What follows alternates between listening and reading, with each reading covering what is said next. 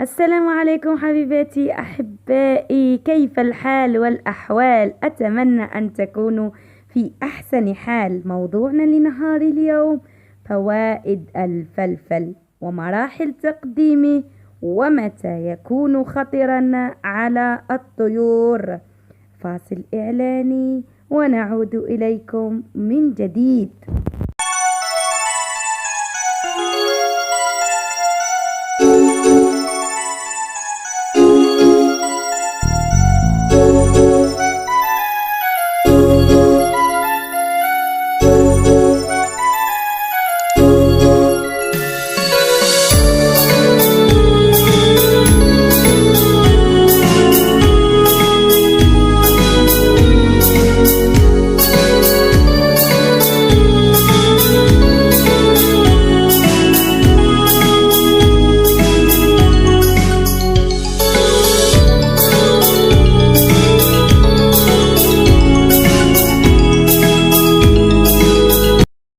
عدنا إليكم والعودة طيبة إن شاء الله. كما قلنا موضوعنا لنهار اليوم فوائد الفلفل وكيفية مراحل تقديم الفلفل ومتى يكون خطرا على الطيور.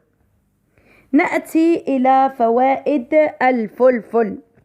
يعد الفلفل صيدلية واسعة لنا ولطيورنا. فوائد: فهو يستخدم كفاتح للشهية ويساعد على الهضم ويمكن الشرايين والعروق من استعادة مرونتها.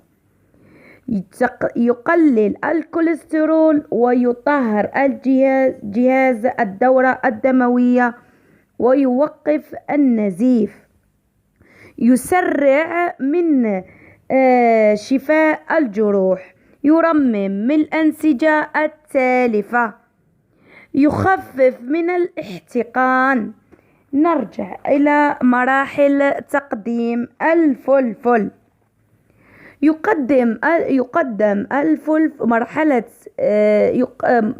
مرحلة تغيير الريش. يقدم مرة في الأسبوع. مرحلة التجهيز للتزاوج يقدم مرة كل 5 أيام.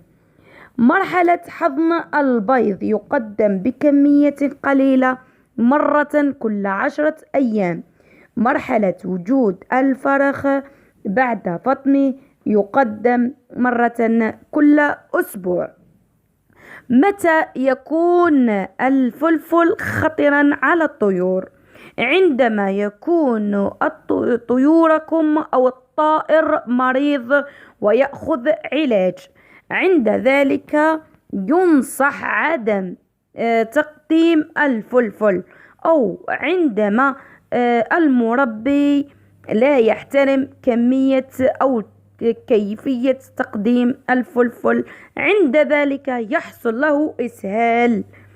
عند ذلك يكون تقديم الفلفل خطرا عليه، وبهذا سوف يكف عن تقديم الفلفل.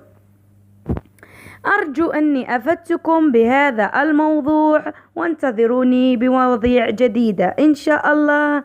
لا تنسوا الاشتراك والضغط على زر الإعجاب ليصلكم كل جديد.